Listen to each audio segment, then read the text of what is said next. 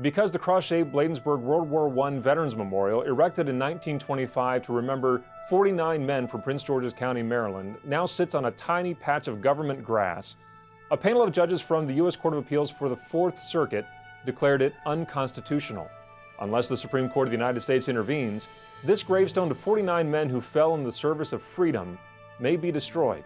Imagine what the family of Milton Edward Hartman would say. He was only a corporal in 1918 when he was killed in action. So you'd think his memorial service would maybe draw a small gathering of family and friends. But in the summer of 1919, at the service for Corporal Hartman, they say it looked like half the population of Forestville, Maryland showed up. His commanding officer was there. The Bishop of Washington was there. One reporter said the people thronged the church and filled the courtyard 10 feet deep. They listened through doors and open windows. But Corporal Hartman's body was not there. He was buried nearly 4,000 miles away in an American cemetery on European soil. The marker over his grave, a simple cross with his dog tag. Because so many soldiers from Prince George's County, Maryland were buried in Europe, their Gold Star mothers wanted something nearby to help people remember. So they hired an architect and designed a cross-shaped memorial, a shape that echoed the grave markers dotting the French countryside. In 1925, the Mothers and the American Legion dedicated the Bladensburg World War I Veterans Memorial. The large plaque on the base still bears the names of their sons, including Corporal Hartman. Martha Redmond said she considered it to be her son William's gravestone.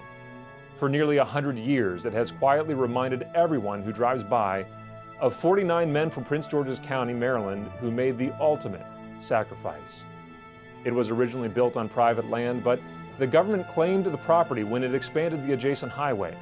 Still, a three-judge panel of the Fourth Circuit ruled that the memorial is unconstitutional. One judge on the Fourth Circuit who disagreed with his colleague's decision wrote, "The dead cannot speak for themselves, but may the living hear their silence."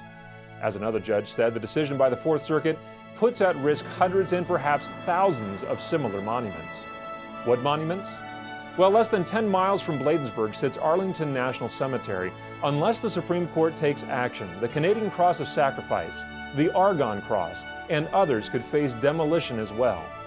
And that would be just the beginning of the desecration of memorials all across America.